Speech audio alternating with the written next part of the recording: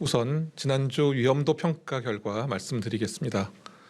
12월 4주차, 즉 12월 19일부터 12월 25일까지 주간 위험도 평가 결과 종합적인 위험도는 전국 그리고 수도권에서 매우 높음, 비수도권에서 높음으로 평가하였습니다.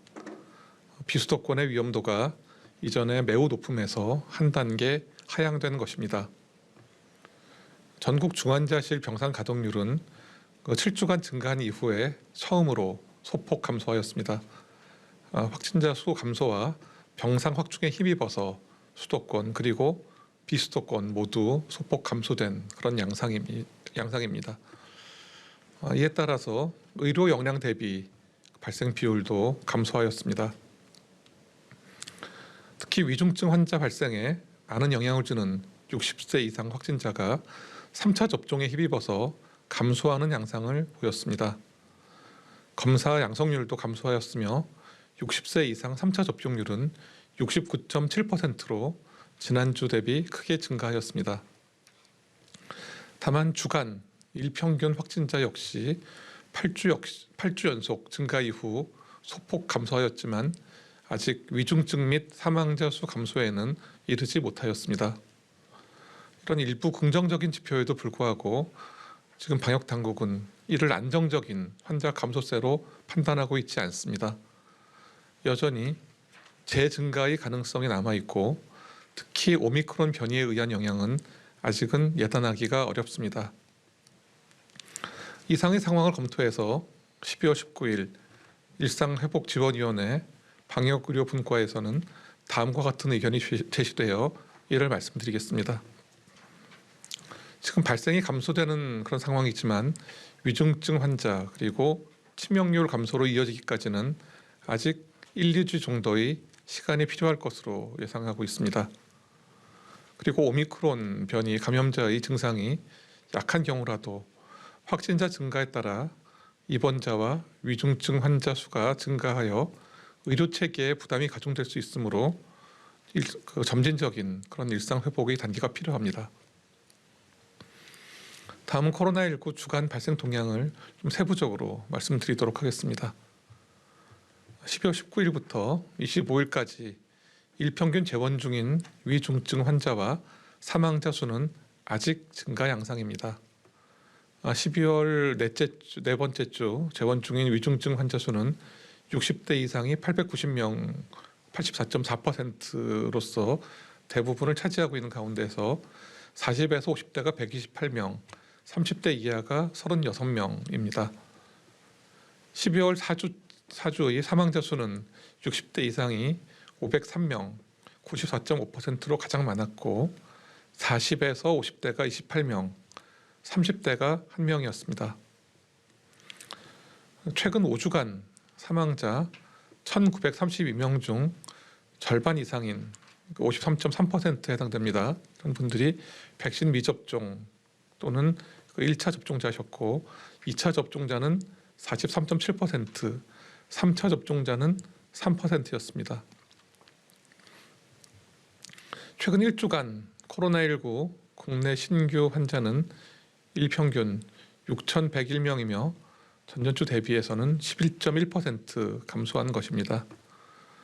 주간 감염 재생산 지수는 전국이 0.98로서 단계적 일상회복 시행 이후 8주 만에 1 미만으로 감소하였습니다. 국내 감염 그리고 해외 유입 사례의 대다수가 델타형 변이이지만 오미크론형 변이가 또 177건 확인되었습니다. 오미크론 변이가 빠르게 확산해서 미국, 영국 등에서 우세 변이의 지위를 차지하고 있는 가운데 국내에서도 단기간 내에 우세화 가능성이 있고 이에 따라서 확진자도 급증할 위험이 있습니다. 정부는 해외 유입 차단과 국내 전파 억제를 위해서 오미크론 변이 분석을 위한 PCR 검사를 이번 주 내부터 시작할 예정입니다. 다음으로는 오미크론 변이 관련해서 그 역학적 특성을 분석한 결과에 대해서 몇 가지 말씀드리겠습니다. 국내 유입이 확인된 오미크론 변이 관련 사례 642명에 대한 역학적 특성 분석 결과입니다. 11월 말 이후에 오미크론 변이의 해외 유입 사례는 181명이었고 국내 감염 사례는 461명이 확인되었습니다.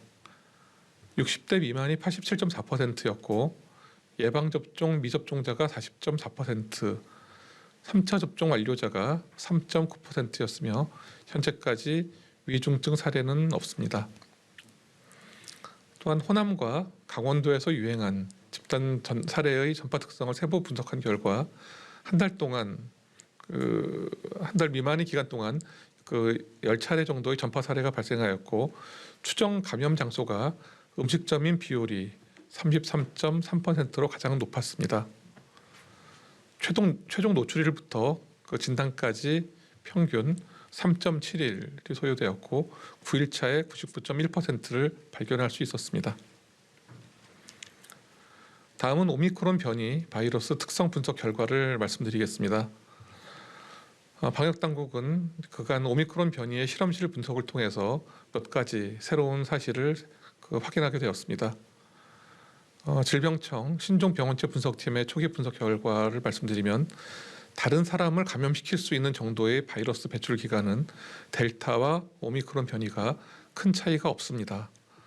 환자가 발병한 이후에 채취한 임상 검체를 세포에 감염시키는 실험을 통해 가지고 감염력을 평가했는데 발병 후에 10일 정도의 시간이 지나면은 세포를 감염시키는 그런 수준의 사례는 발견되지 않았습니다.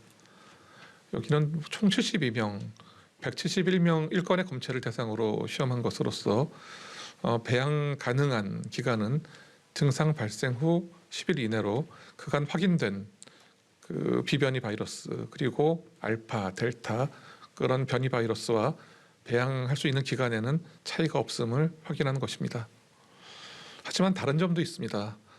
배양 시험을 했을 때 양성률을 비교한 결과 델타의 경우에는 36%였지만 오미크론의 경우에는 56%로서 오미크론이 훨씬 높은 수치를 보였고 이는 같은 기간에 델타보다 오미크론의 전파력이 훨씬 더 높을 그럴 가능성을 시사합니다. 또한 오미크론 변이 확진자와 밀접 접촉하신 분들의 경우에도 아까 말씀드린 것처럼 델타와 동일하게 접촉한 다음에 9일차 정도의 검사를 유지하는 경우에는 효과적으로 감염 여부를 판단할 수 있음도 이번 실험을 통해서 확인했습니다. 이번에 새롭게 발견된 과학적 결과를 바탕으로 오미크론 확진자 등의 격리 또는 관련 지침에 반영할 예정이고 1월 초 적용을 검토하고 있습니다. 다음은 과학적 대응과 또 부처 협력을 위한 기관과 협력을 위한 코로나19 양성검체 분양에 대해서 말씀드리겠습니다. 중앙방역대책본부는 진단검사의학회 협조하에 코로나19 확진자의 양성검체 약 2,500건을 기탁해서 질병관리청 국립중앙인처자원은행을 통해서 민간에 분양하기로 하였습니다. 700건은 내년 1월 중에 그리고 나머지 1,800건은 2월까지 기탁하고 분양하여 진단시약의 성능 검증 그리고 새로운 진단제 개발 등 국내 바이오 산업의 발전을 지원할 예정입니다. 질병청은 작년 6월에도 1,700건의 코로나 양성 검체를 분양하여 이미 지원한 바 있었습니다. 다음은 코로나19 경구용 치료제 선구매 계약 현황과 국내 도입에 대해서 말씀드리겠습니다. 정부는 경구용 치료제 100만 4천 명분에 대한 선구매 계약을 추진하고 있습니다. 총 60만 4천 명분의 경구용 치료제 선구매 계약을 체결하였습니다. MSD사 24만 2천 명분, 화이자사 36만 2천 명분의 계약입니다. 또한 오미크론 확산과 단계적 일상 회복에 대비하기 위해서 기존 계약 물량과는 별도로 추가 구매 계약에 대한 협의를 진행하고 있고 내년 1월 초에 계약을 체결하고 국민 여러분들께 공개해 드릴 예정입니다. 국내 도입 일정과 관련하여 빠르면 내년 1월 중순에 화이자사의 경구용 치료제가 국내에 도입되고 초도 물량 확대와 도입 일정 단축을 위해서 제약사와 긴밀하게 협의하고 있음도 말씀드립니다.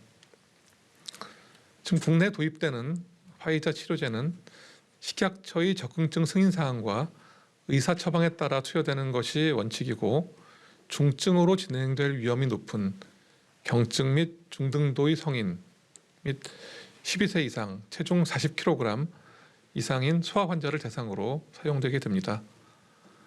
다만 세부적인 투약 지침은 의료계와 협의하여 조속히 마련하여 말씀드리겠습니다. 정부는 국산 항체 치료제의 적극적인 활용과 경구용 치료제의 신규 도입을 통해서 고위험, 경증, 중등증 환자의 입원과 사망 감소, 그리고 의료 방역 체계 유지에도 기여할 것으로 기대하고 있습니다.